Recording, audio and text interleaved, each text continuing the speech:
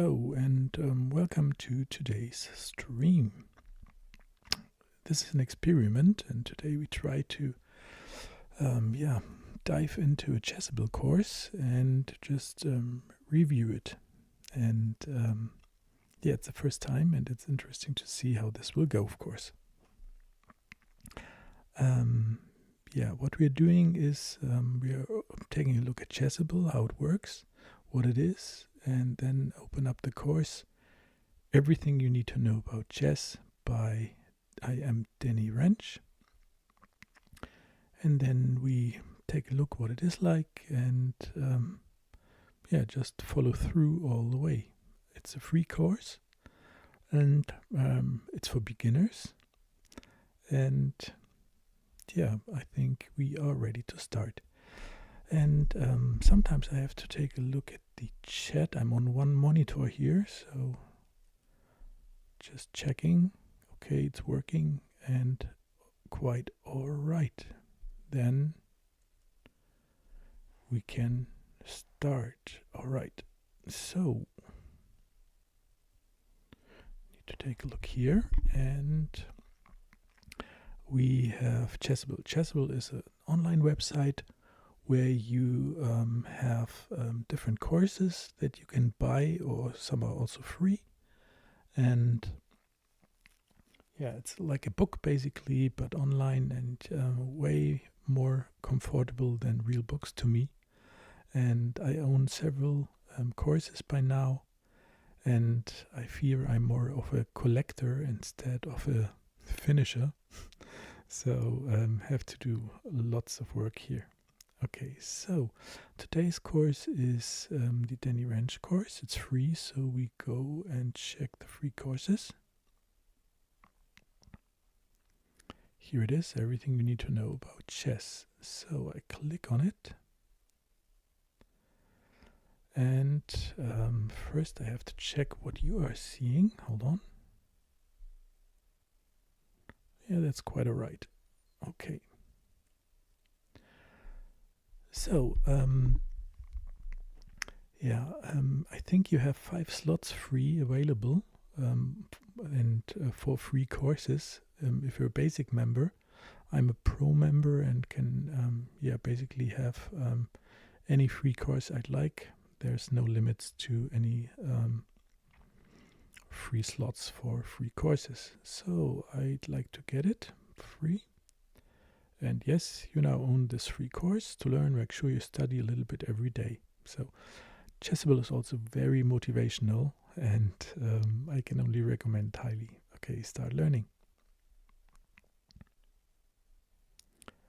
Okay, here I'd still like to go with the first page, with the course overview page.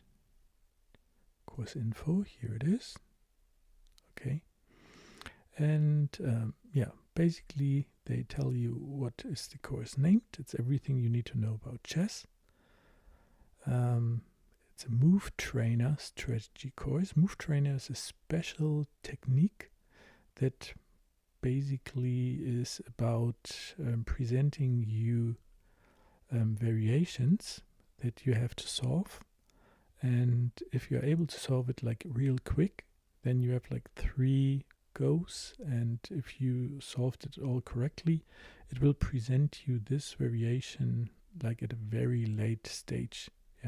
If you do it wrong right away, then you have it presented faster, and that way you get the for you difficult variations very often. So it's more in the short-term memory, and over the repetitional short-term memory it gets into the long-term memory. So basically what you don't know, you are presented way more often until you get it, and stuff that you know right away will be put all the way to the back of your memory cards, as I'd like to say. Okay, so again, checking. Yeah, this is all good. Seems to work well. And we are now taking a look what the course is really about. So it's by I am Denny Rensch. It got 4.5 or 4 3/4 Rating, yeah, 4.56 rating average by 366 Chessable users, which is quite good. And now I own it. It's free, of course. I can browse, like take a look what's inside, or learn right away. Here we have an introductional video that we are going to take a look at in a moment. And yeah, what is it? So it's a course. I read through it very, just following the course page here. The definite guide to start playing chess. So this seems to be for people who have no clue, like what is chess. Yeah, and they need to learn it from scratch. So if you're new to chess, this is a crash course. You need to learn all the fundamentals. It's International Master Denny Rensch. Yeah, so you learn by an expert or from an expert. And you can start playing your first games after you went through the course. It won't take long, so let's take a look. It has 3 videos, 1 hour 50 minutes. It has 37 trainable variations, informational variations, puzzles 31. It has been released on November 03, 2023. Support level is very high, so if you have questions, you can within Chessable ask questions. And it's recommended for novice players and beginner players. So far I have studied none or nothing, and here you get the details what's in the course. Basically it's learning the game, 37 variations, the opening, 12 variations, tactics and strategy, the end game, 14 variations, and bring it all together, 5 variations. Yeah. So with the free video 1 hour 50, I think today's stream is going to take 2.5 hours or so. Yeah. So what will we learn? The language of chess, how each piece moves, how to play good moves in the opening, basics of tactics, fundamental strategy, how to deliver checkmate. That's all you need to know, basically. Yeah.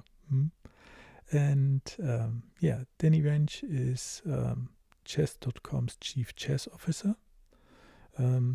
Take a look at YouTube and you find lots of videos where he's in, and seems to be a really nice guy. That's all I can say from watching videos. Yeah, don't know him personally, of course. Okay, so I think this is good. You might need to get some information about me. I'm a very mediocre chess player. I think I have a classical rating of 1700 classical on lead chess, and also my blitz rating is about 1700. Yeah. I learned chess many years ago, never really studied, and just have some stints where I'm really into it, learn a lot, and then it just put it away for 2-3 years. And only recently I found interest in it again since last November, where I basically on a daily basis try to study chess. Okay. Let's take a look if this works again. Looking good. Alrighty. And now hi Quad. And nice that you're watching and or have been watching. I cannot really take a look at the chat because I only have one monitor. And let's go. Okay, first it's interesting to see if you can hear the audio, of course. So I just play the video and we'll see if you're able to hear the video.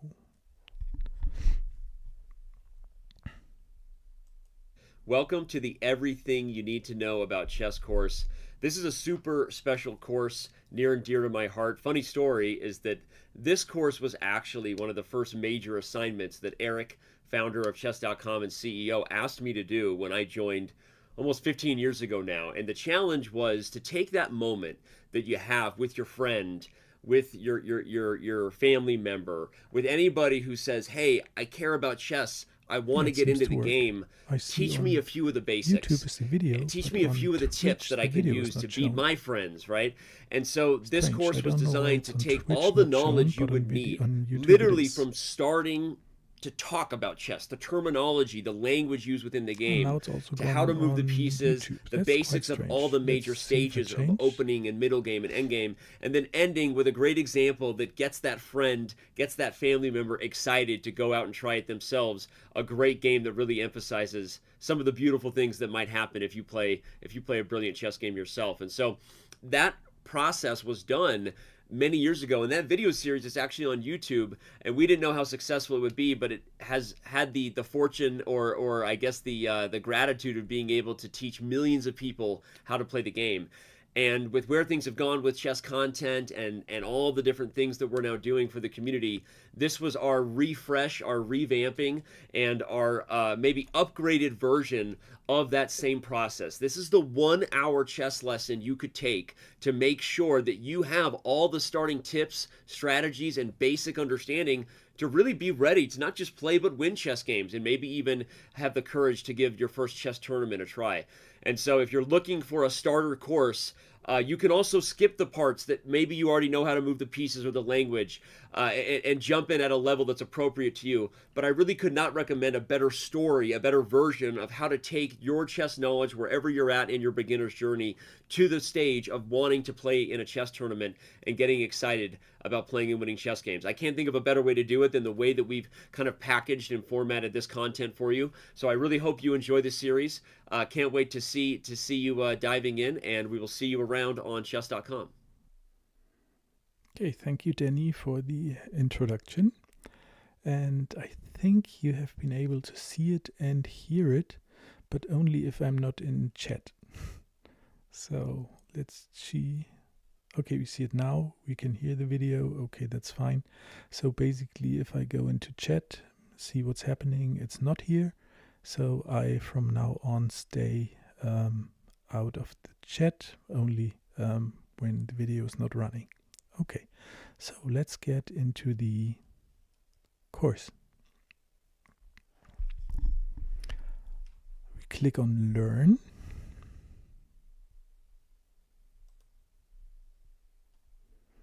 Okay, and here we have a nice structure. So basically, are we new to Chessable? Start here. Welcome to Chessable. So what it tells you on the right side, text like in a book. Yeah. So you can read it. Welcome to Chessable. We are glad you're here learning chess with us. Equipped with the Move Trainer and the world's largest chess content library, your chess will know no limits. But what is Move Trainer and how does it work? Watch this short explainer video to find out.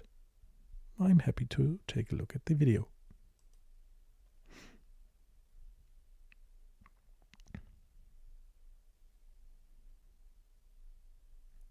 Ah, that's interesting. I think it's the same video.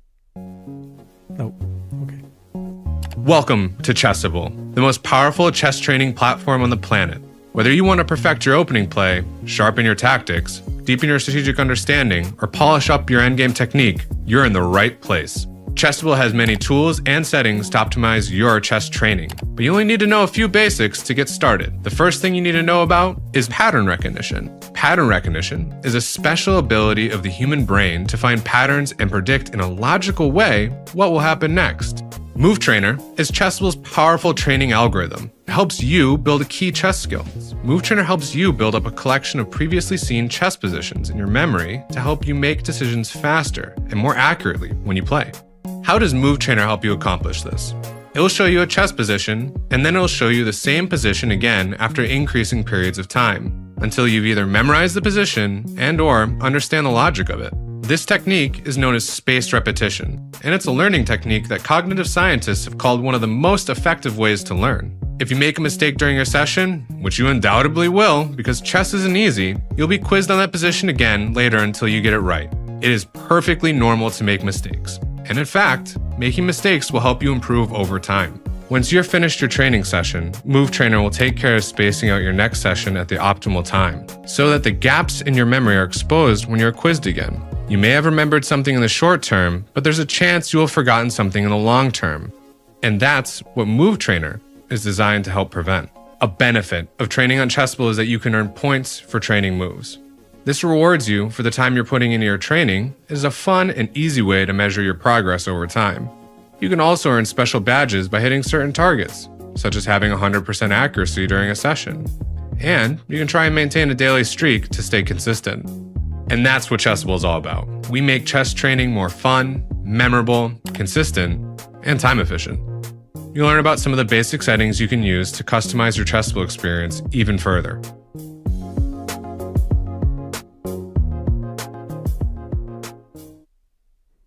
Okay, that was a nice explanation, and I think way better than what I tried earlier on. So let's take a short look here. This is all good, and we change back. Okay, so we need to go back to the course and click on Learn. New to Chessable, we did that. This was all right. So we took a look at this and we can continue. Okay, congratulations, hard work pays off. Well, it was not so hard to watch the video. And continue and exit. Okay, so that was the introduction. So we need to click on the course because it was just the introduction. And we go into the next chapter.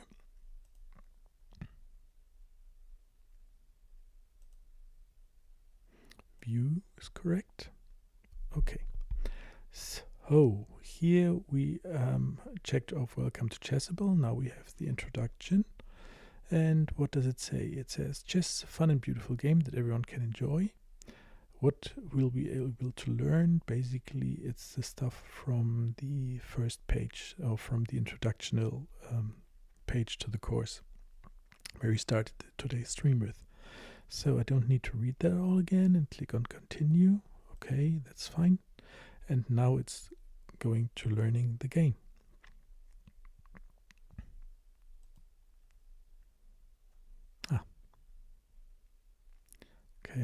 Okay. So we click on here, but there's a better way. Hold on. Okay, it's learn. Yes, it's on learn, not on review. Okay. So we are now at learning the game and learning the board ranks. Learning the board ranks, squares on a chessboard. Let's see if we have a video about this. Here we have a button, it's toggle video. So here we have the 6th rank. Yeah, there it is. In this case, we would have the 2nd rank. And here the 4th rank. Finally, if we drew an arrow from D4 to H8 and backwards, you would often refer to this diagonal as the A1 to H8 diagonal, naming both the starting and ending squares. Here you would have the F1, A6 diagonal, and so on and so forth. Now we're going to learn how the pieces move. And to start... Okay, stop. This is kind of interesting because I, of course, would have thought that the ranks are being explained in detail.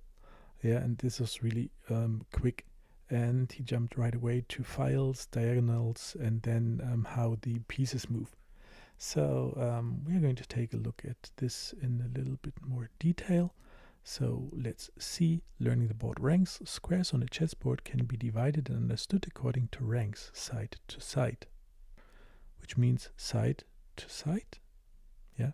So files up and down from E1 to E8. Yeah. And diagonals. Ranks, there are 8 ranks on a chessboard numbered from 1 to 8. 1, 2, 3, 4, 5, 6, 7, 8. That's fine. And we also have 8 files, of course. 1, 2, 3, 4, 5, 6, 7, 8. Okay. Then here we see a lone queen sitting on the 3rd rank. 3rd rank, because this is the 1st rank, 2nd rank, 3rd rank.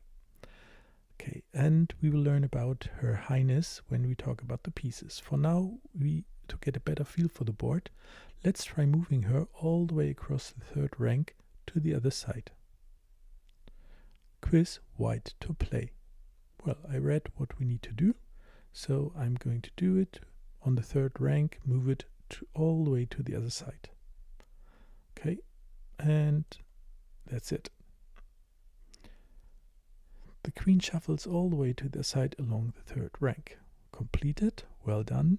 Next variation. Learning the board, we have the files now. Files are a set of squares that go up and down on the chessboard. There are 8 of them, lettered from A to H. Here queen sits on the D file. Let's move her all the way down to the other side of the D file. Well, it's on D8, and the other side all the way is D1. Okay, again, picking up the queen and dropping it here, and so you see the 8 files, and this was the D file. Okay, Chessable thinks, or Danny thinks, I have the hang of it. The next exercise I will by intention do wrong, so you see how it is in Chessable if you do something wrong. Yeah, and how it takes that. I click on the next variation, learning the board diagonals. There are lots of diagonals of varying sizes on the chessboard. Here the queen sits on the A1, H8. And the fun part in Chessable is, if you go over it, it highlights that square. See, the circle around the queen. And the circle on the H8 square. So here the queen sits on the A1, H8 diagonal, all the dark squares. Let's move her along to the other side, the H8 square. Okay, picking it up, dropping it, and I wanted to do it wrong. I do it in the next one. Sorry, okay. So note that all the squares on the given diagonal must be of the same color, light or dark. Okay, all good. Let's take a quick look at the chat. Okay, that's all good. And also here it's all good. And today is really a beginner's course, and I like it that there are also beginner courses because people need to learn the fundamentals, and that's where it's all building up from. For lots of people, of course, it's very, very boring, especially when they play chess for a long time.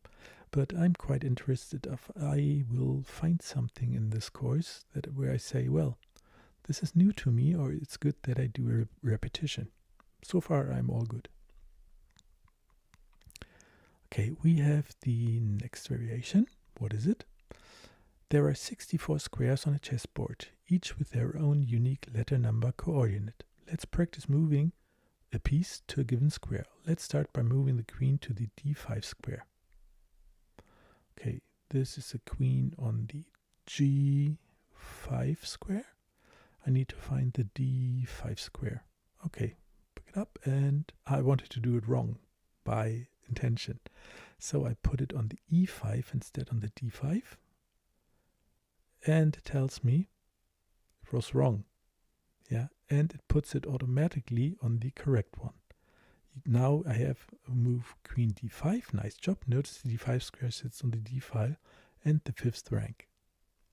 Okay. Next. And now I need to repeat it because I put it wrongly on E5 instead on D5. And I think it forces me to do this 3 times. So I'm really getting the hang of it. This time I do it correctly because I learned this is correct. Not 3 times I think. Okay. Now try moving the queen to the A2 square. This is A2. Okay, got it. A2. Yep, most chess pieces can move backwards as well as forwards. Okay, next variation. Let's do one more. Find the F7 square for the queen. This is F7, F7. Got it. Now you understand the basic layout of the chessboard. For my practice on coordinate recognition, check out vision drills on chess.com. Okay. So But as I was still interested in the video, yeah, again click on it and see what we have. It makes the most sense to observe the easiest to understand pieces. The rook, sometimes referred to as a castle by beginner chess players, moves only on the straight lines. Welcome to the Everything You Need to Know About Chess video series. Chess is the world's oldest, perhaps greatest strategy game. And whether you're here to watch this video and learn to start playing chess because a friend told you how much fun they're having playing chess, because you saw the Netflix hit series The Queen's Gambit, or any other reason that might have brought you to this great game, this video series is designed to take you from learning the very beginner rules and how the pieces move, all the way up to the strategies and tactics that can help you play and perhaps win your first tournament chess games. In this first video, we're going to break down everything from the basic terminology, rules, and fundamental strategies to make sure you're ready to get started, and ultimately give you the advice you need and the courage you desire to play your first chess game. Let's jump in. The terminology of chess is important. Just like any sport, we have certain words we use to describe the game we're playing. When you look at a chessboard, it is a 64-square checkered chessboard rotating from light to dark squares. You can call them white and black, in this case white and green, but we rotate from light to dark. The chessboard is comprised of three major words we use to describe the angles and the movements of which the pieces will play. We have files, which move up and down. We have ranks, which move side to side. And we have diagonals that shoot across the board from one end to the other. In this first case, this would be called the D file because we notice the letter D is sitting at the top of it, whereas this would be the F file, and so on and so forth. Here we have the sixth rank. In this case, we would have the second rank. And here the fourth rank. Finally, if we drew an arrow from D4 to H8 and backwards, you would often refer to this diagonal as the A1 to H8 diagonal, naming both the starting and ending squares. Here you would have the F1, A6 diagonal, and so on and so forth. Now we're going to learn how the pieces move. Okay, that was nice. I don't know if you know, but my favorite learning technique is repetition. So I'd like to go through the written information, trying to soak up every info I can get and understanding, and with the exercises, of course, just practicing it right away. And then once that is done, the repetition starts by watching the video. And if I have any questions from the video, I go to the text again and hope that I find it there. And if not, I need to go somewhere else to find out what has been missing. But the courses are in general so good that you don't have to take a special look at additional info. Okay, so we're diving into the pieces now. Meet the rook. Click on it on next variation. And rooks, sometimes incorrectly referred to as castles, due to their shape, are perhaps the easiest piece to understand. Rooks move as far as they'd like, up, down, or side to side, along either ranks or files. Let's see it. Moving in a square from E4 to E8, across to A8, and down to A4, and back over to E4. Okay, let's start. Rook E8, Rook A8, Rook A4, and Rook E4. This is how the rook moves around in straight lines across the board. Up and down and sideways.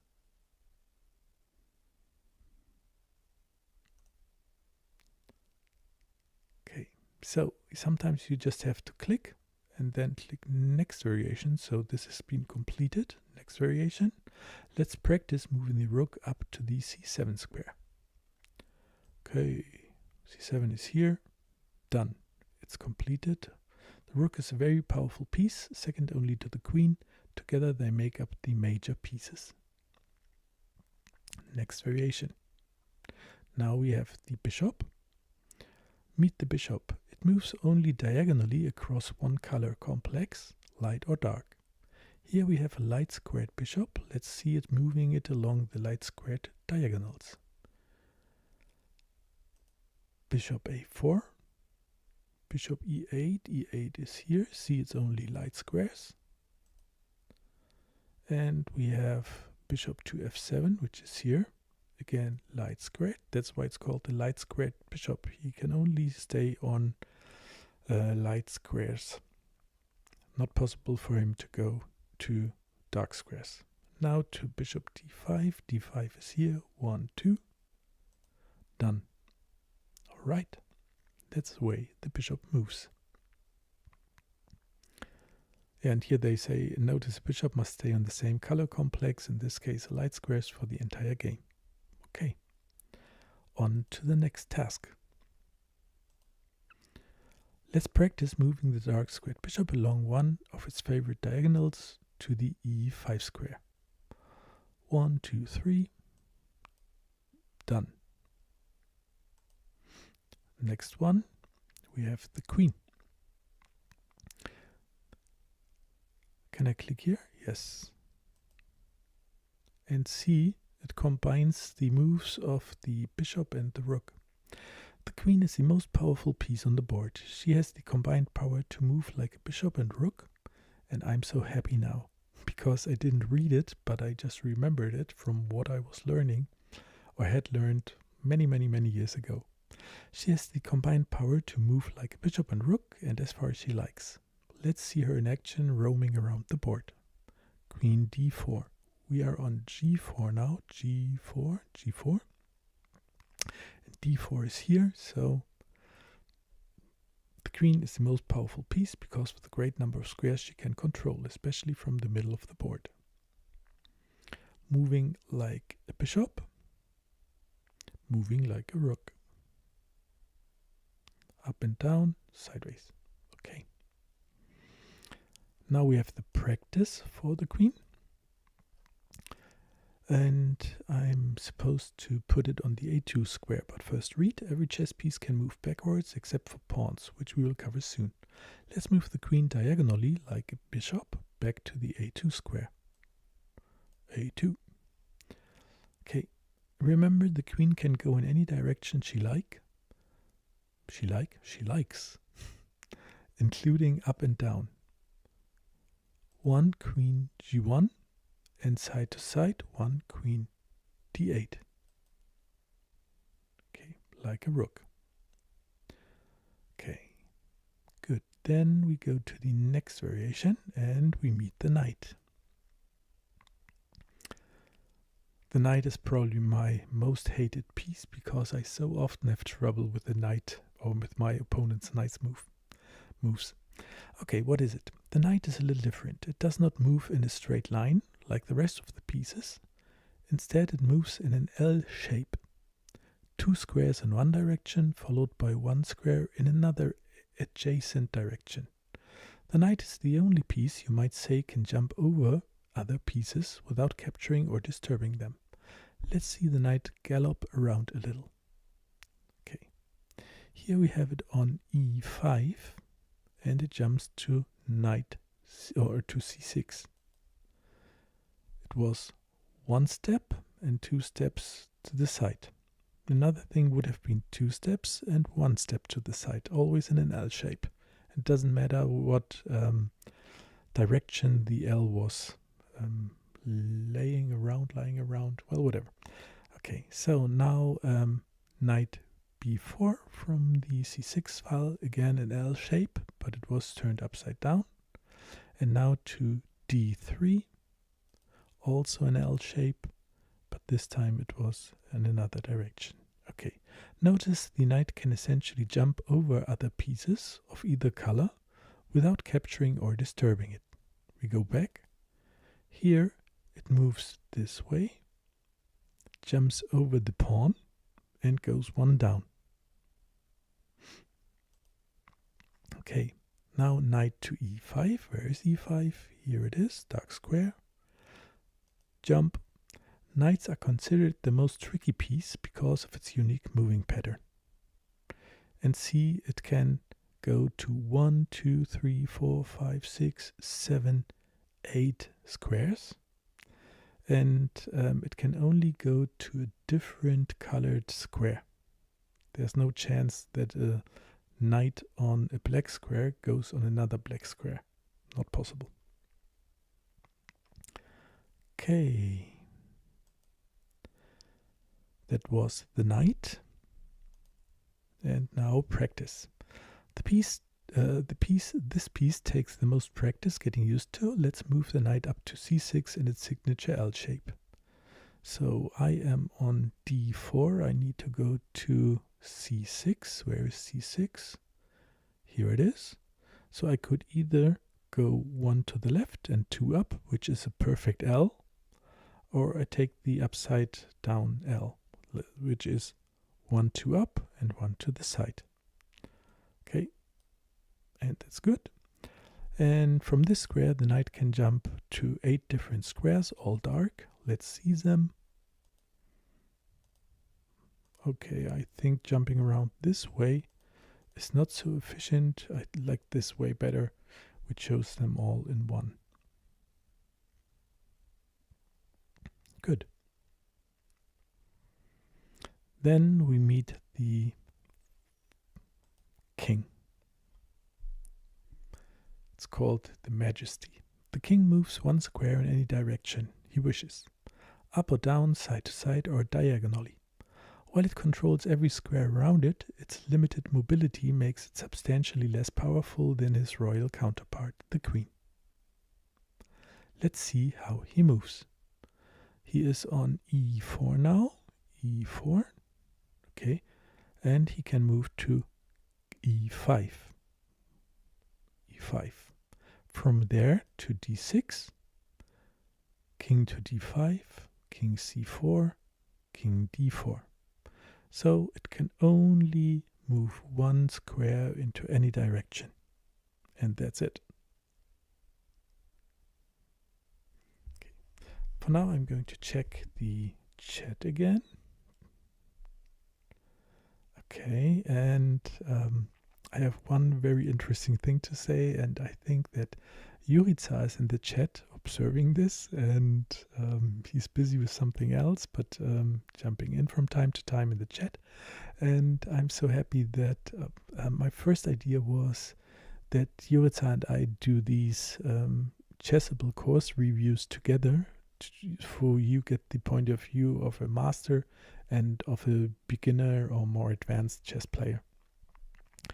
And this would have been so boring for him, I believe, like really, really boring.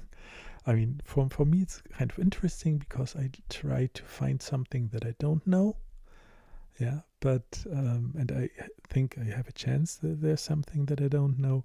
But for you, it must just be plain, well, hell is too much probably, but it must be super, super boring to go through all the basic fundamentals for a master.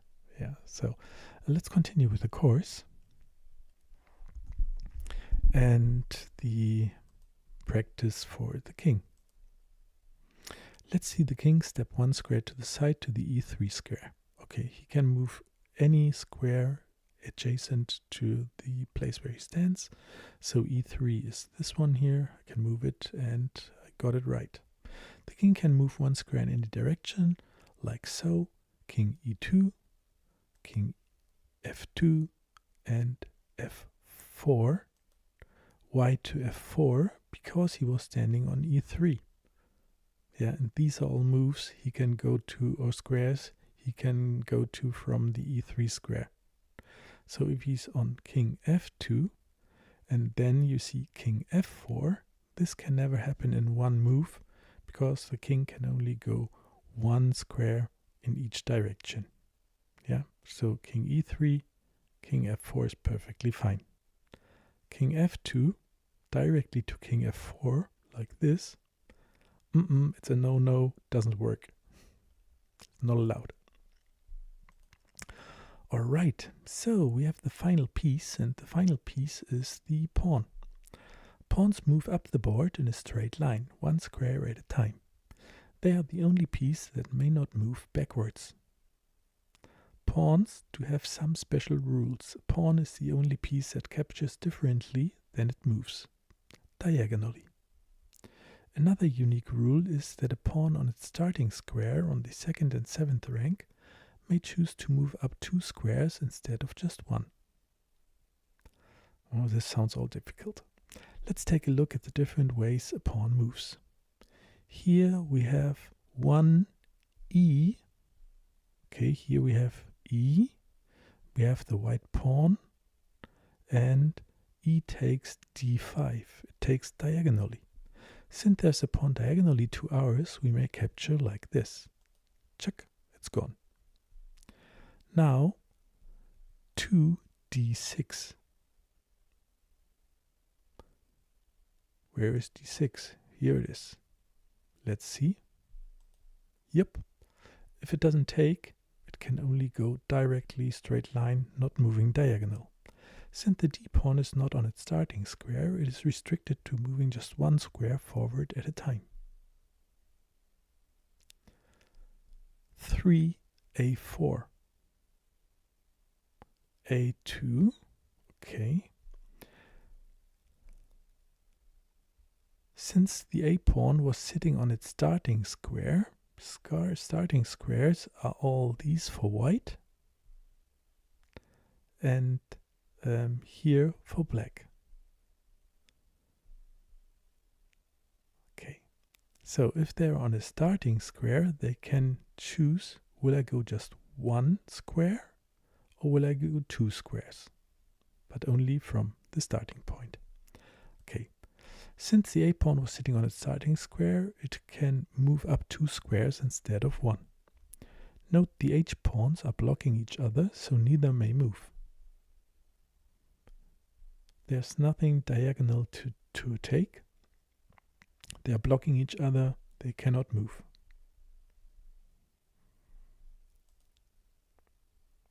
Okay.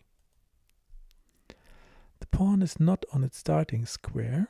It's already on the 4th rank. And so it may only move 1 square forward at a time. Try it for yourself. Okay, try to put it 2 or 3 in 1. It is not allowing me to do that. So it moved only 1. Here it says yes, that's okay. Pretty simple. Next we will practice capturing with the pawn. Here black's rook can be captured by the white pawn. Why can it be captured? Because it is diagonally 1 square away from the pawn. I'll take. And it worked. It's always a good thing to take your opponent's pieces, especially with a pawn. It's always a good thing to take your opponent's pieces. For a beginner, I would say yes, but from a more experienced player, I would say it's not always a good thing. But this is way too far ahead. For now, if you can take something, take it. I hope that's okay. Next variation, pawn promotion. Every pawn contains the hidden potential to transform into a queen, bishop or rook, or a knight when it reaches the other side of the board. The 8th rank for white pawn or the 1st rank for black pawn. For the white pawn, the starting square was e2, so he needs to move to the 8th rank to promote. Most often players opt to promote to a queen because the queen is the most powerful piece. Let's practice promoting a far advanced pawn to a queen. Okay, happy moment. And here I can choose. I cannot promote to another pawn because I'm already a pawn. Doesn't make sense. So you can either choose between, okay, I'd like to promote to a queen, to a rook, to a bishop, or to a knight. Here we're supposed to take the queen, and it's done. Big celebration. Just like that, a new queen enters the game, which is great news for white. All right. So with that, I think if I take a look here, we are through with the pieces, how they move. And that gives me a chance to start the video again and to see if I can remember what I learned about all the pieces. And also take a quick sip of a wonderful Radler. And to start, it makes the most sense to observe the easiest to understand pieces. The rook, sometimes referred to as a castle by beginner chess players, moves only on the straight lines of the chessboard, meaning the rook can only move along the files and ranks, never diagonally or any other way. A starting rook could move from here to here, here to here, backwards, and to its original square. The next easiest piece to learn is the bishop. In many ways, the bishop is the polar opposite of a rook. The bishop can only move along diagonals, never straight along ranks or files. Here we see a light squared bishop in the center of the board, moving from the h1 to a8 or b1 to h7 diagonals. If we were to replace that bishop with a dark squared bishop, the bishop could only move along the dark square diagonals that you see me highlighting.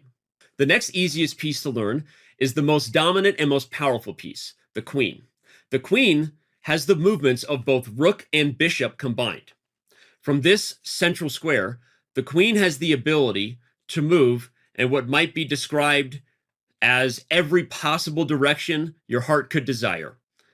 The queen dominates the board, especially from the center, and again, is like a rook and bishop were sitting on one square together. If the queen were on a dark square, it would be the same thing, once again moving like a rook and a bishop combined from a singular point here in the middle of the board. Having looked at the rook, bishop, and queen, it's time to move on to one of the trickier pieces. The knight is one of the most awkward pieces for beginner players to understand.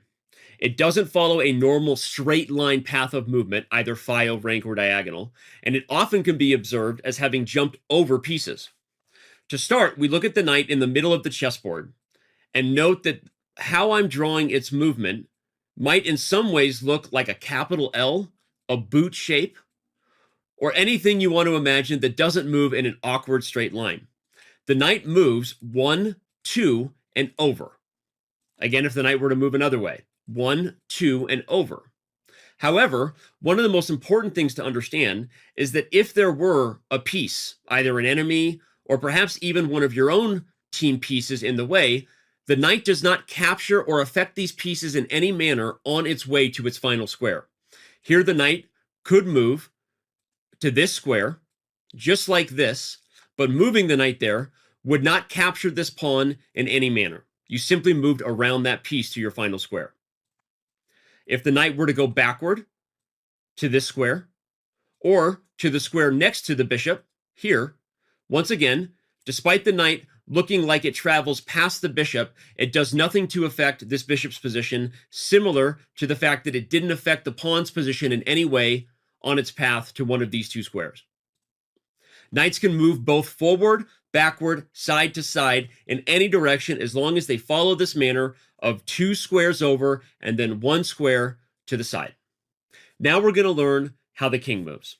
Similar to the queen, the king has the ability to move to any square it wants in any direction, forward, backward, or sideways.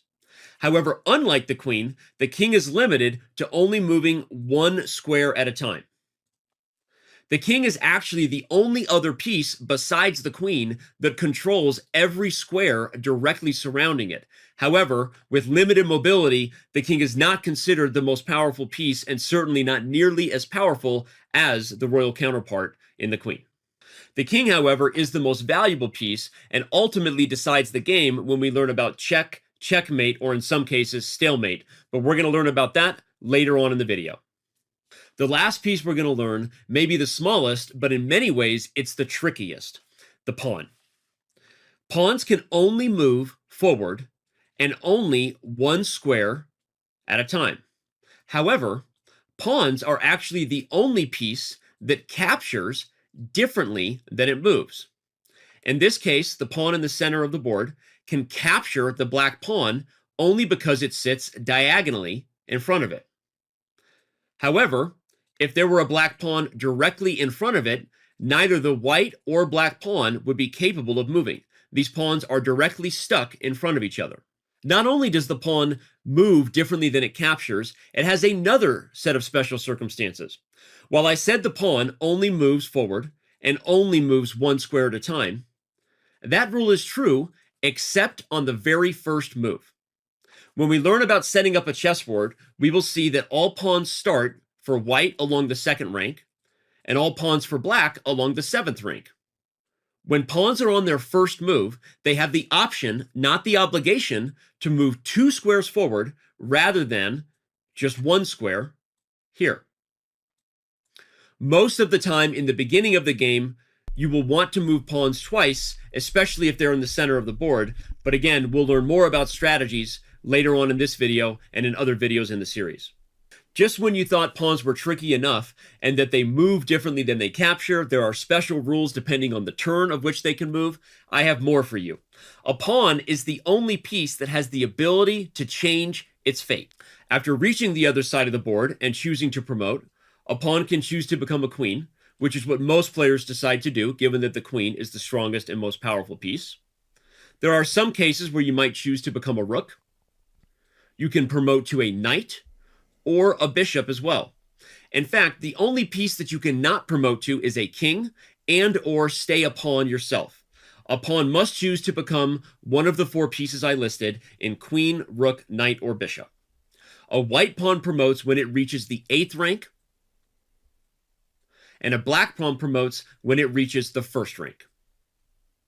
There's yet one more fun rule to learn about pawns, a move called en passant, but that's complicated enough and special enough that we're going to save it for the end of the video. Now that we've learned how the pieces move, we're going to get one step closer. Okay, that was nice. And I think I remembered everything from my practice and my reading before we start the video. But I really like the method with the text and the video. You can either go through the video alone, you can go through the text alone, or you can use it both as a learning method like repetition, and I think it's a very good method to really take in the fundamentals here. Okay, taking a quick check at the chat. Anything going on? Nope.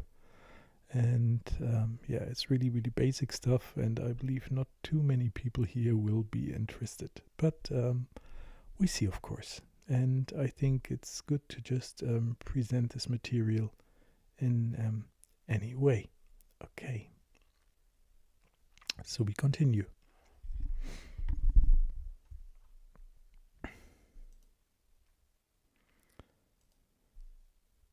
Setting up the board. This is what a chessboard looks like at the beginning of the game. Pawns on the 2nd and 7th rank. Pawns on the 2nd rank, pawns on the 2nd rank, pawns on the 7th rank, starting positions. Okay, and rooks on the A and H files, rook on the H file, rook on the H file, that works. Then knights on the B and G files, B and G files. Now we have the bishops on the C and F files, C and F, okay. Queen on her own color, white queen on the central light square, black queen on the central dark square. In German that would be weiße Dame weißes Feld, schwarze Dame schwarzes Feld. Okay, so king on the central square next to the queen. Yep, have it, got it. Remember that there should always be a light square in the lower right hand square of the chessboard. I remember when I was a child, we sometimes did the mistake that it was not the right hand square. But yeah, it happens. Okay, so this is the setup.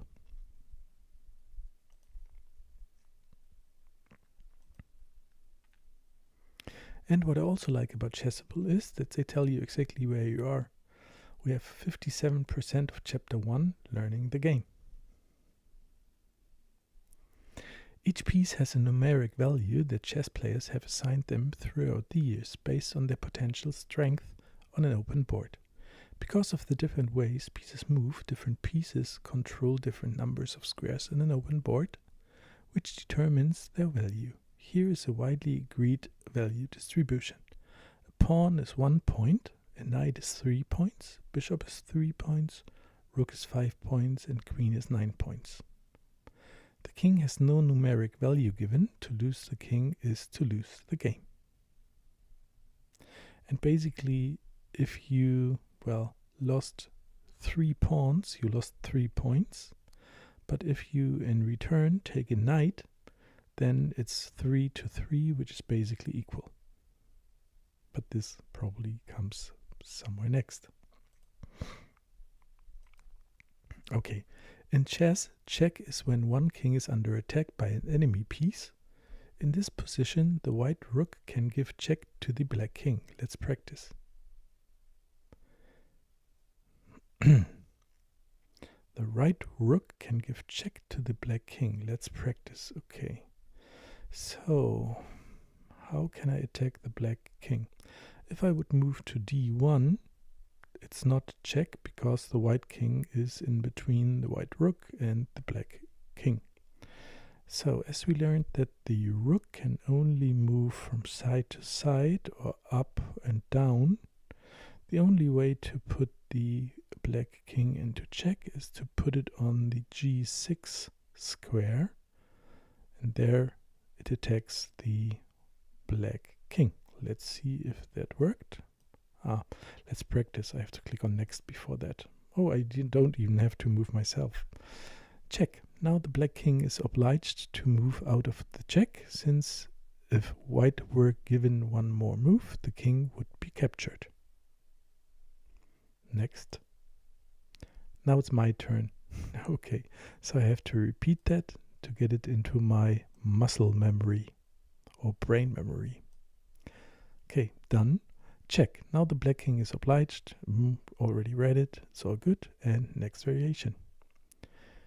Checkmate ends the game. Checkmate is simply when one king is under attack in check and with nowhere to run to safety and no friends to help him out. In this position, white can give checkmate with the rook in one move. Let's try it. Ta-da! You move one rook to g8, and this symbol here, the hashtag, it's the symbol for checkmate. Checkmate. The king has no squares to run to because the rook controls all squares on the 8th rank, while the white king controls each square in front of the black king. Remember, he can always go one square to each side. 1, 2, 3. Yeah. So, the game is over and white wins. It's the ultimate goal in chess to put the opponent into checkmate. Now I have to work my memory. This was the correct move. This was the correct move. And here I always not try to move too fast, but I always try to think why. So in my head, when I do this, I always say, when I give check on the 8th rank, the rook controls all squares on the 8th rank. The black king is in check, and he cannot move something in front of the rook. He cannot take the rook, so he has to move out of its way. And he cannot go to a square on the 8th rank, and also not on the 7th rank, because on the 7th rank the squares are controlled by the white king. b7, c7, d7. So if I do this, instead of only moving the white rook from g7 to g8, then I actually learned something instead of only moving the rook one square to the g8 square. Okay. Need to do it 3 times. Then the program says, well done. Next variation. In this position, we can take a look at the video in between. Yeah, doesn't hurt. closer to playing our first chess game by seeing how a chessboard is set up correctly before the first move is played. Along the way, I'm also going to talk to you about some of the finer details of learning how to read a chessboard, called chess notation, as well as make sure you don't take for granted some of the funny details that people have messed up in many chess movies and chess pop culture before. Messing up how a chessboard is set up is actually something that happens more often than you think. To avoid that pitfall, we start by looking at a chessboard and raising our right hand. Whether you're playing the white pieces, having an H1 square on your right, or the black pieces sitting across from the player playing white, you have the A8 square on your right, you'll notice that both players start with a white square or light square at their right-hand side. The white pieces should always be set up on the first and second ranks, noting the numbers on the left, while the black pieces should always be set up on the 7th and 8th ranks, again, noting the numbers on your left. The next thing that is often mistaken, again, if you're not playing online at chess.com, where we take care of all of this stuff for you, is how to set up the king and queen. Now, the king and queen obviously start in the center of the chessboard, as most people know. However, the queen has to go on her color, whether it's the white queen starting on a white square, or the black queen starting on a black square. It's super important that both queens start on a square that matches their color set. So again, in review, white on the right and queen on her color. Now you're ready to set up the rest of the chess pieces. Now that we've set up the royal couple, we're first going to establish where the bishops play directly next to the king and queen. Note how important it is that you set up the bishops correctly, because in doing so, you have both a light square diagonal bishop and a dark square diagonal bishop. And if you remember what we learned about how the pieces move, you are going to have one bishop of each color for the entire game unless a pawn promotes to a new bishop at the end of the board. After the bishops, we set up our noble steeds. The knights sit directly next to the bishops on either the G1, B1 or G8 and B8 squares. You'll note for the first time that I specifically referred to a square by the letter in which it starts with and the rank in which it sits. So again, white has knights on G1 and B1, whereas black has knights on G8 and B8 to start the game. We continue by adding a rook to H1, a rook to A1, a rook to H8, and a rook to A8. First, we mention the letter and then the number whenever we're describing chess notation, and it's important because what it means is that every square on the board has a specific name, whether that's E4, C7, or D3. Every square has a specific name that you can refer to it at any point. Our final pieces, the little guys, fill the second rank. White has 8 pawns set up along the second rank, whereas black has 8 pawns set up along the 7th rank. Taking a good look, you not only have a correctly set up chess position to start, but you didn't make any of the mistakes that Hollywood has been guilty of for years, and that you have a white square on the right and the king and queen are correctly on their starting colors. Now that we know how the pieces move and we see all of them in their starting positions, let's talk about their values. Each piece has a numeric value that chess players have assigned throughout the years based on their true potential in the open board. Specific games can sometimes change the specific strategies or potential values of a piece. However, to start a chess game, the rooks are considered worth 5 points. The bishops are considered worth 3 points. The queen is considered worth 9 points. If you remember how we set up the rook and bishops and displayed their movements in the middle of the board, and you note that the queen is essentially a rook and bishop combined, it makes sense that the queen would be a little more than double the combined value of a rook and bishop. The knights are also considered worth 3, along with the bishop.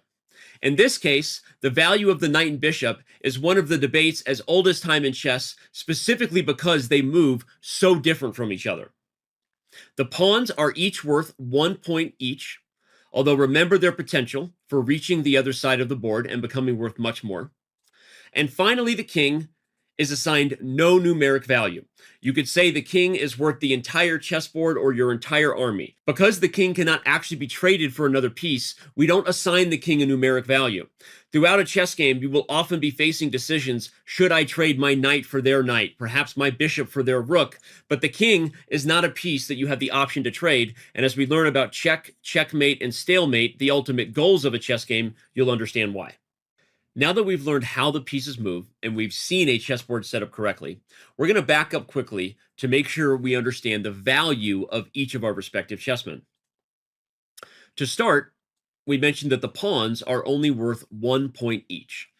This is because pawns can only move 1 square at a time, except for those special rules we talked about, and they generally have the ability to get stuck, often by other pieces or other pawns. However, don't ever forget that while the pawn may only be worth 1, it has great potential if it reaches the other side of the board. The next piece we're going to talk about is the knight. A knight controls 8 squares when it stands in its most powerful position on one of the central squares. It can move forward and backward or side to side as we discuss. A knight is worth 3 points. A bishop controls 14 squares. However, the bishop is also worth 3 points, similar to the knight. The reason is that while the bishop does objectively control many more squares in the middle of the chessboard, the bishop is also limited by its inability to switch colors, being stuck to either a light or dark square for the entire game. A rook is worth 5 points. In the middle of the board, a rook controls 15 squares. Now, while this is only 1 square more than what a bishop controls in the middle of the board, because a rook has the ability to switch colors and arguably move on the most efficient open highways of a chessboard, those being the files and ranks, the rook is worth 2 more points. Next, we talk about the queen. The queen is worth 9 points. She controls an astounding 27 squares if and when she stands in one of the center most powerful squares of a chessboard. 9 points, you'll note, is 1 point more than both a rook and bishop combined because of the queen's ability to move like a rook and bishop, plus switch colors to be like a rook and dark square bishop or a rook and light square bishop. The queen is the most powerful piece you have. The king is last because the king has no numeric value. Some could say the king is worth your entire army or the entire chessboard. Even though a king controls every square directly surrounding it, similar to what we said the queen does, it is limited in that it can only move 1 square at a time, as we previously learned. However, we are unable to place a numeric value to the king because unlike every other piece, which has the ability to trade itself if you perceive greater value in return, the king is the one piece you are never allowed to sacrifice, never allowed to do away with. The kings will be the final pieces left standing for both armies at the end of the game, no matter the result. Congratulations for making it this far. You now know the basic terminology, how the pieces move in their values, as well as how to set up a chessboard better than most Hollywood producers. Now let's start learning some of the other more advanced rules and the key initial strategies to help you play and win chess games. We start with what is check. Check is any time you attack the enemy king, or you might be in check if your king is being attacked. In this position, white can move the rook forward on a straight line, as you learned, to check the enemy black king. To quickly show it again, if the black king moves and white comes forward, once again, white has the option to check the enemy black king where it stands. When a king is in check, it has no choice but to run to safety. And if eventually a king runs out of safe squares, this is known as checkmate. The king is check where it stands, i.e. attacked. It can't stay anywhere along the 8th rank, as you see the board flashes, telling you, hey, you're still in check. It also is not allowed to move forward, as that would put the king under fire by the white king.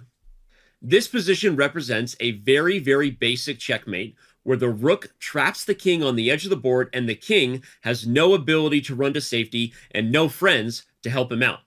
Now that you've seen what check is, and even your first checkmate, we're going to talk about the 3 different ways that one can get out of check. Okay, that was a really nice explanation, and the videos get longer, more explanations, so let's continue. First, take a quick look if something happened here. No, it's all good, and we continue with the course. So next is escaping check, and we go directly to it. So in this position, black is in check by the white rook. However, there are many ways to escape the check.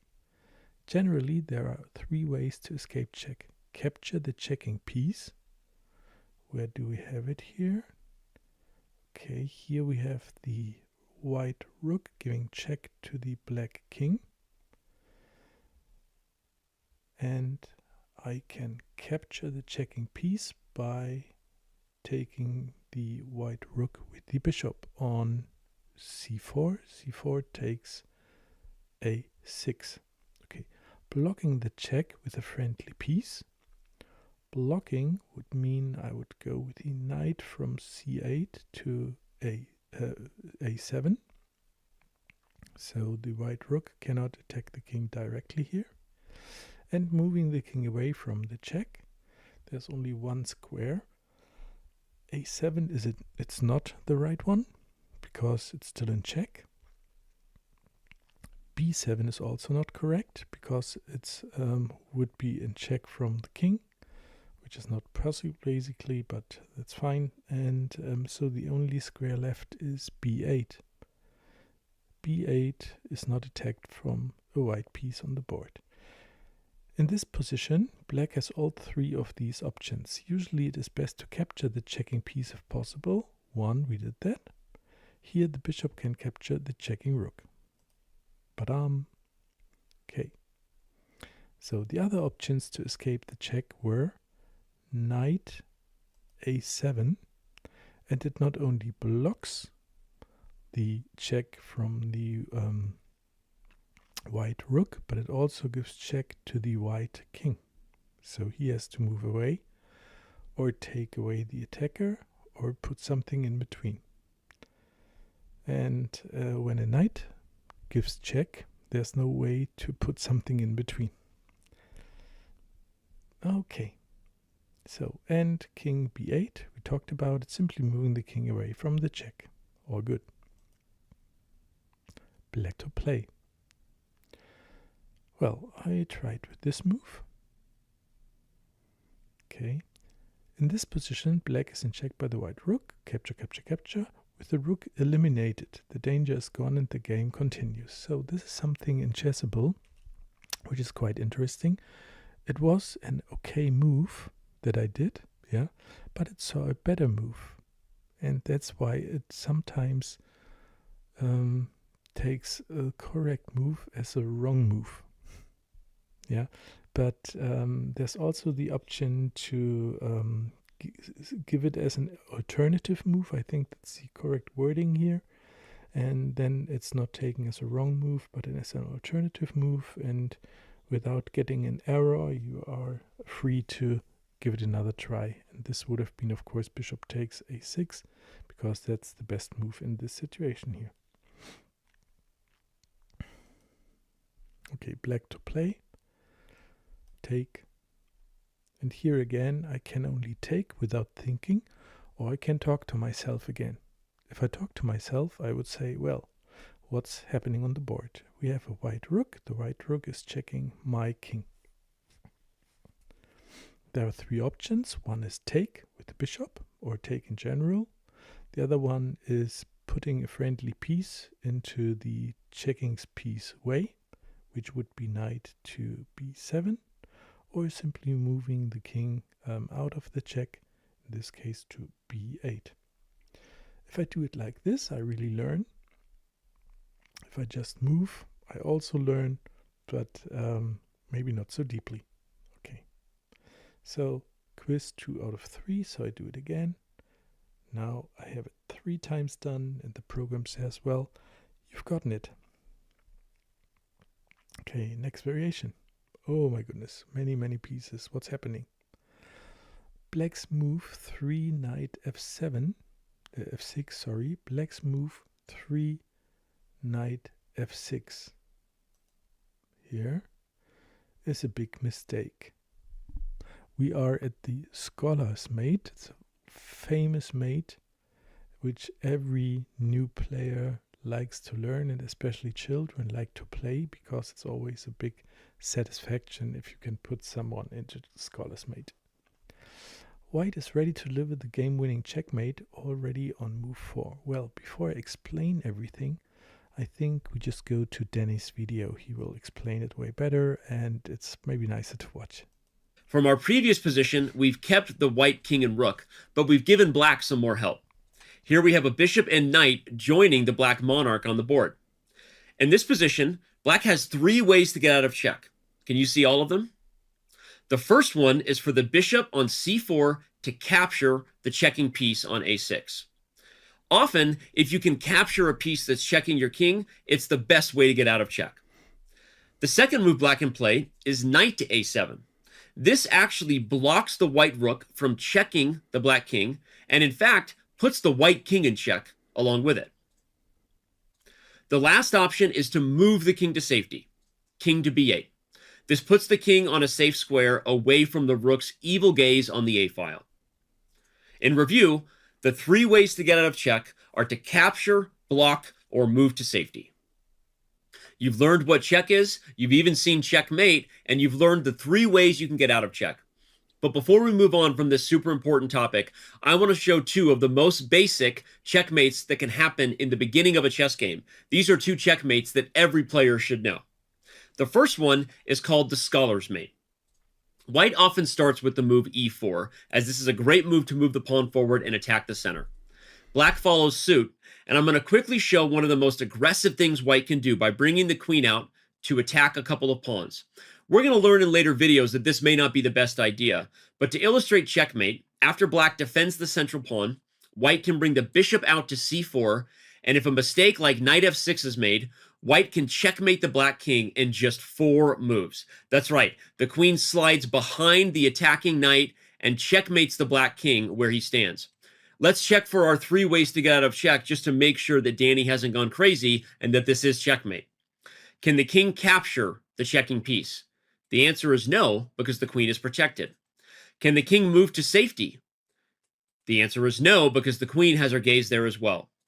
Is there any way to interpose a piece in between the queen checking the king? I think the answer there is obviously no. And the rules of chess state that you cannot capture your own pieces in order to run to safety.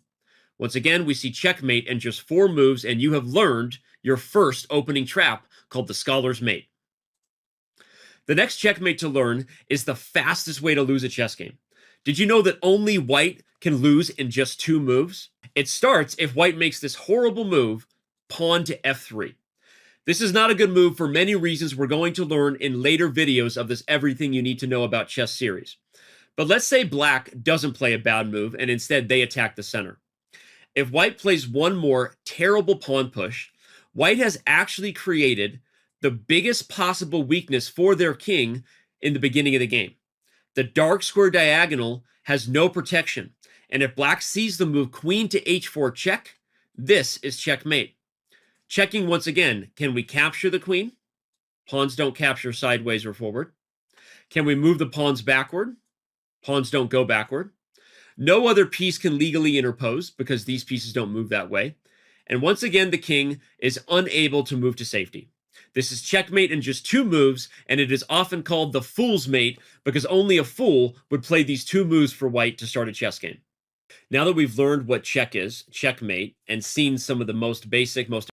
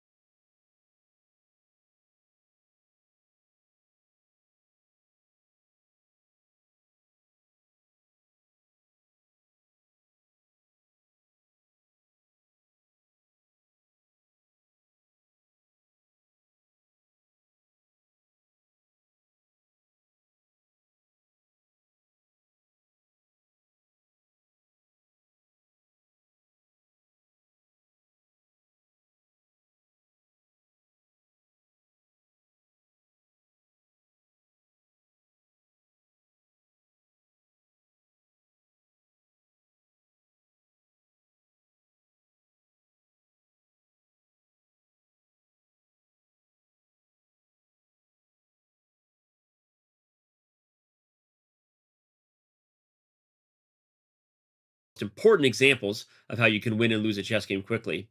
Let's talk about the rule stalemate.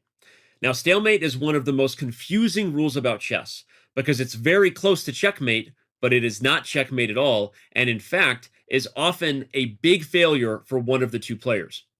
Stalemate is when you trap the enemy king. They have no legal moves for the king or any piece, but they're not actually in check. Here's an example. In this position, black has several ways to checkmate the white king. The black queen could move to b1, checking the king, and noting that similar to our example earlier with the white king and rook, the king is trapped on the first rank here because of the black counterpart. The queen could move all the way to g2, once again, checking the white king, and the king is dead where he stands because he's not allowed to capture a queen that is protected. However, more often than not, beginners, nervous to play a piece too close to the white king, might actually play the move queen to f2. This is stalemate, and instead of getting a full point for black, you would get a half a point, splitting the game with your opponent. In this position, the white king is indeed trapped. Moving to any of these squares would not be allowed because it would immediately place the king in check. However, because the white king is not actually attacked, instead of being checkmated, the white king is stalemated. Once again, stalemate, especially if you're the side winning, is not a good result. You want to check a king and make sure that it's trapped, not trap a king, leaving it no legal moves without an actual attack being made. Our final example to help learn what stalemate is one where we can actually confuse a stalemate where it is not actually on the board. In this position, if white were to play the move queen to f6, the black king itself is actually stalemated. The king has no legal moves that would not put it into check. However, black has another piece. That pawn over here can still legally move up the chessboard. Moving the pawn forward either one or two squares allows white to fix the mistake of the previous move and deliver a forcing move, and in this case, checkmate. The lesson again is that even though a king can be trapped, and technically the king himself might be stalemated, if there are other pieces in the army that can still legally move, it is not a stalemate. And in this case, white could use that rule to its advantage for delivering checkmate instead of a stalemate. Stick with us. You're almost there. Okay, so fun part is I remember in the first or second stream that we had when Jurica was commentating one of my classical games from the Chess Dojo tournament. And in the end, like 20 minutes or so, he forgot to turn on his mic again after he went for a quick break. And this just happened to me. I forgot to turn on the mic, although I have a microphone that lights up, like with the very interesting RGB color if I'm online with the microphone on or if it's off. So I didn't notice that. I'm very sorry. What I wanted to let you know is for the Fool's Mate and the Scholar's Mate, we have a very nice animation on our channel. And you're of course invited to take a look at it. And I'll put the links to those videos that we have into the video description. Yeah, please check it out and let us know what you think of it, of course. One part is the Scholar's Mate. It's really nicely done because we made it out of the position of a 6-year-old, and he describes what he thinks while playing these moves on the Scholar's Mate. And then we directly go to the view of a Grandmaster, and it's very interesting to see the different ideas in the heads of those different level players, of course. Okay, so now we're going to the test mate in 1. I'm still checking what's going on here. Okay, it's all good, and we start right away. So here, what do I need to do? It's test mate in 1. How can white deliver checkmate in 1 move in this position? So I see that the squares b7 or a7, b7 and c7 are occupied more or less by the white king. The white king can move always 1 square into each direction. These are taken. So I only need to take care of the squares on the 8 rank. I can do this with the rook by moving the rook to g8. I take care that I'm attacking all squares on the 8th rank, which basically then is checkmate, because the black king cannot take the rook. It cannot move a friendly piece between the rook and my king, and I cannot move out of the check. So that is probably the correct idea. Congratulations. Be careful, it may be tempting to move the rook close to the king with rook b7. This would end the game in stalemate, as the king has nowhere to run, but it's also not under attack, what we just learned a move before. Okay, so here we have the special rule en passant. Black's move 1h5. Okay, en passant, French for in passing, is a special rule enabling one pawn to capture another in unique circumstances. When one pawn moves up 2 squares on its first move and lands side by side with one of your pawns, you can capture it as if it had only moved up 1 square. Note, the player using en passant may only execute it on the very next turn the enemy pawn has moved. The option expires for all future moves. Let's see how it looks in practice. Black's move was 1h5, so it moved from h7 to a5. We have the pawn on g5, and now white's move is g takes h6. Here we have the black pawn moving from f7 to f5. Exactly the same thing happens, but only this time to the other side. G takes f6 would be another example of en passant from the starting position. Here again, I could learn or I can move. So here I just explained it, so I just move. En passant, en passant, en passant. And next variation. Special rule, castling. Kingside. Okay, but before that, we take a look at Danny's explanation again for en passant. The last 2 things we're going to learn in this video are the special, sometimes secret rules of chess that many beginners never get taught. Unfortunately, that means they can often be shocked when they first see these things happen in a chess game. We are talking about the rules of en passant and castling. To start, we see an odd position where en passant is possible for both players when the right move is played. How did we get here? This may not be an opening you get taught, but we're going to show how the position occurs legally on the board if both sides were to run their g and b pawns respectively, and then the d pawn to d5 for white. In this position, en passant could occur if either the h or f pawn were to try to move 2 squares by the white pawn on g5. What is en passant?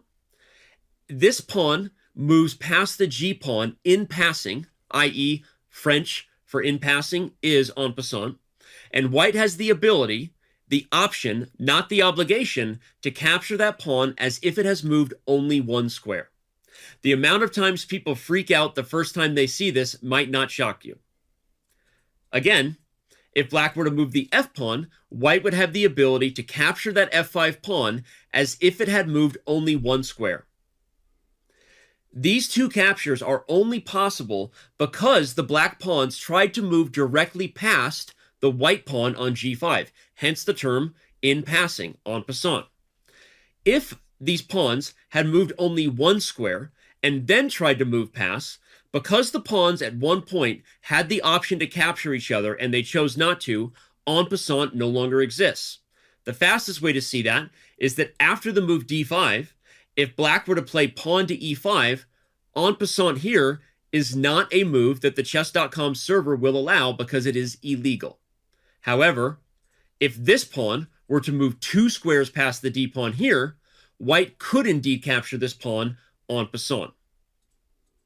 Let's show an example of black playing en passant if instead of the last move d5, white had pushed either a4 or c4. In both cases, the black b-pawn could capture the pawn en passant. Once again, en passant. In summary, en passant can occur if you have a pawn on the 5th rank as white or the 4th rank as black, and your opponent chooses to move a pawn not 1, but 2 squares by you on their first move, you can capture en passant. If you choose not to capture with any other move, on the next turn, you are no longer allowed to capture en passant. It must be captured on the moment it occurs on the board. En passant is a tricky move, and again, something you should read one of our basic explainer articles to make sure you understand all the details. The second rule, as promised, that can be special and sometimes...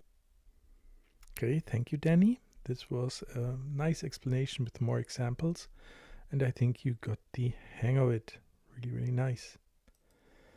And the more as you guys noticed from the start, I really hadn't opened the course before I started the stream.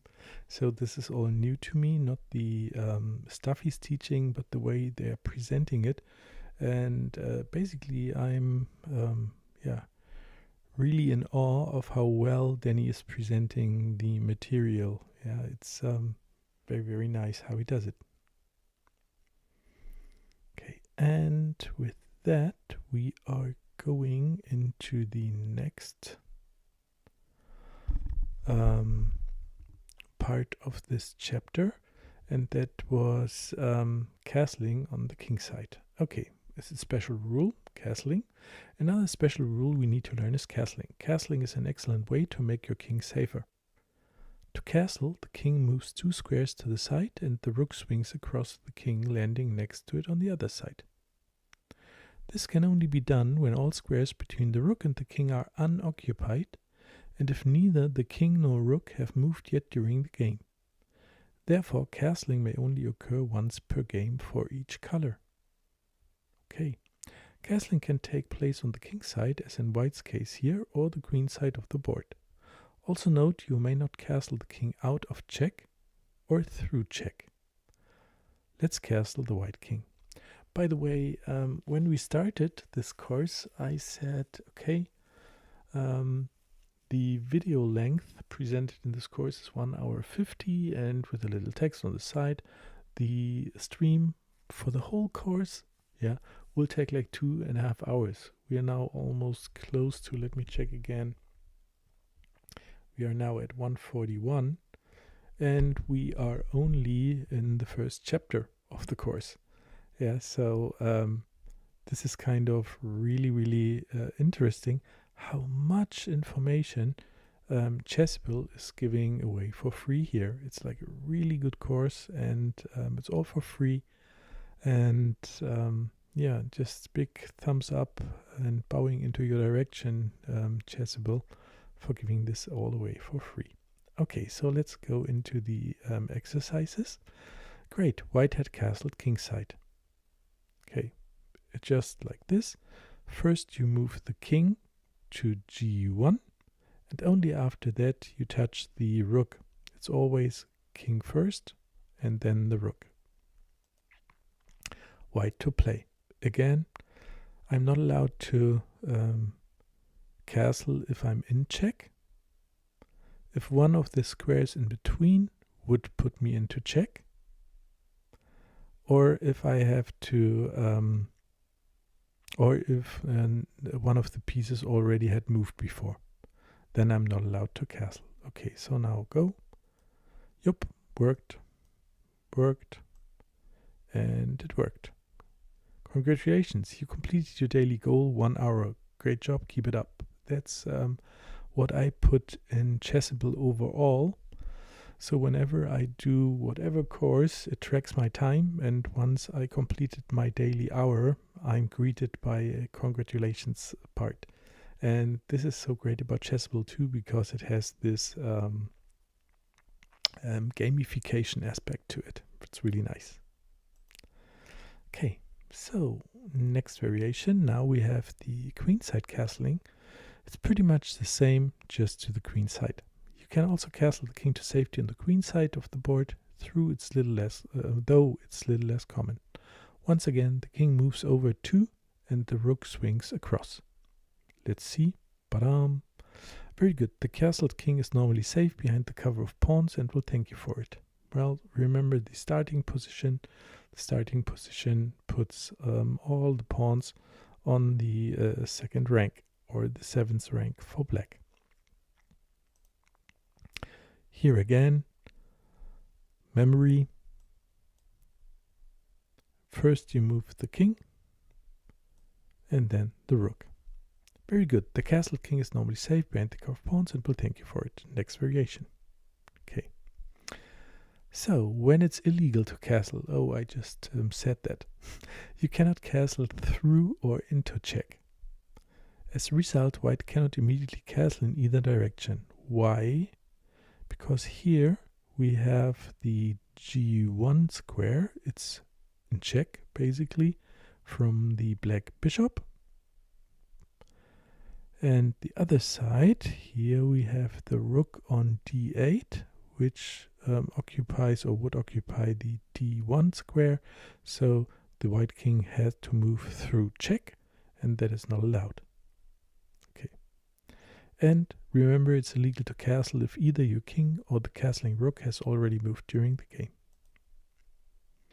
Okay, so next variation. Castling early. What do we have here? Black's move is knight to f6 from the g8 square. My move now as white is short castling. White has a good position to start the game now that the king is castled to safety. Okay, I castle. I always think, well, I can castle, but it's a program that tells me what to do. White to play now. Okay, castling is fine, and you see the experience points you get when you do a correct move. It's also part of the gamification in Chessable. Okay, good. Then we are done with the learnings in chapter 1, learning the game. Yeah, we learned a lot of stuff. Take a look. Yeah, so if I think I'm a beginner, I have never known the rules that we just covered. This is already a lot of stuff. Yeah, and we go into the review variations after we took a look at Danny letting us know in his video what his explanations are for castling. Times tricky for beginners is the rule of castling. Castling is the only move in which you can move 2 pieces at once. Castling can only occur when your king and rooks are on their first and starting positions. You can castle both to the king side, which in chess is a term defined for the area of the board where the king is closest to, or you can castle queen side, which again is referred to because it is the area of the board closest to where the queen starts the game. To demonstrate, we're going to quickly clear the board and show what it might look like if none of the pieces were in the way. In this position, white could castle king side, where black could actually castle queen side. In both cases, castling occurs by moving the king 2 squares and the rook completing the castle next to it. This would be the final position for white to castle kingside. This would be the final position for black to castle queenside. You'll note that there is a difference in terms of the space next to the black and white king each respectively. However, castling was done correctly. Once again, castling goes with the king first. You move the king 2 squares, and the rook completes the castle by hopping over the white king. And it is the same on the other side of the board, even though it leaves 1 more square available to black in the final position. Keeping the pieces off the board to illustrate some of the important details that go with the rule of castling. Here we see a position where the white king is in check, attacked by the black bishop, and the black king, while not in check, is actually under the gaze of the white bishop on g5. What does this mean? It means that neither player can castle the way that I just showed you in the previous position.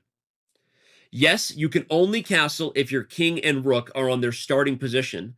However, you are not allowed to castle if your king is in check. He must first find safety.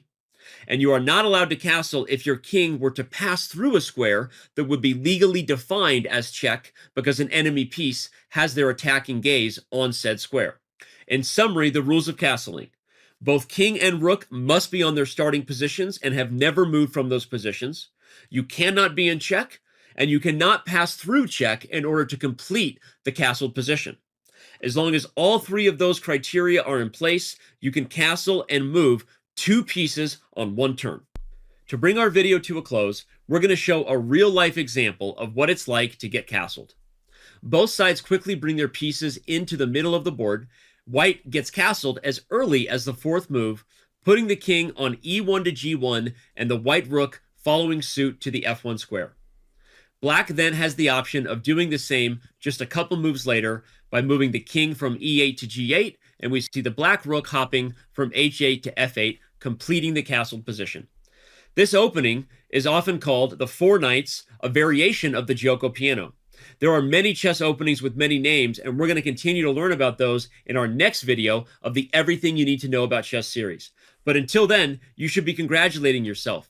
You know basic terminology, how to move the pieces and what they're worth. You know how to set up a chessboard, and you are ready with the basic understanding of checkmate, stalemate, and all those little tactics they're going to set up how to play and win your first chess games. So what are you waiting for? Get started today. Nice. Thank you, Danny, again. And now you saw also the difference between the video and the text. So in Chessable, there's always the possibility just to buy the text parts, and it costs a little more to buy the video parts. Some courses have extensive video, like 15, 16, 20 hours additionally, and I always try to buy the video with it just for the repetition part, and it's always nice because I feel I get a special relationship with my teacher. In this case, I am Danny Rensch here. Okay, so before we are closing the Learning the Game chapter, we still have 3 review sections left, and we are going straight to it. Review 1. The knight is the trickiest piece because it moves in the most unique way. I know it appears tricky because all of a sudden the board is full of pieces, but you do your best in this position. What is the best knight move white has? Okay, we have 2 white knights. We have to check every move. Okay, so the most important thing would be, can I checkmate? And I see that I cannot. I put an L move to g5, but I cannot put it into check. e5 doesn't put the white king into check, and same goes for the knight on c4. I cannot put it into check. Then the next thing is, can I take something? And here I know that the white knight has a value of 3 and the black queen has a value of 9. So it might be a very good choice to take the black queen, and that is my first choice. And I'm kind of lazy today, which is a very bad thing in chess. I don't check the other options, I just take, and I really believe it's the best move. It says, yep. The knight hops forward to capture the enemy queen. It's true, black can recapture our knight with their pawn, but we don't mind because the queen is 9 worth, much more than the knight with the 3. Yep, first review done. Next one. How can white checkmate the black king in this early stage of the game? Okay, here we basically have a repetition of the scholar's mate, I think.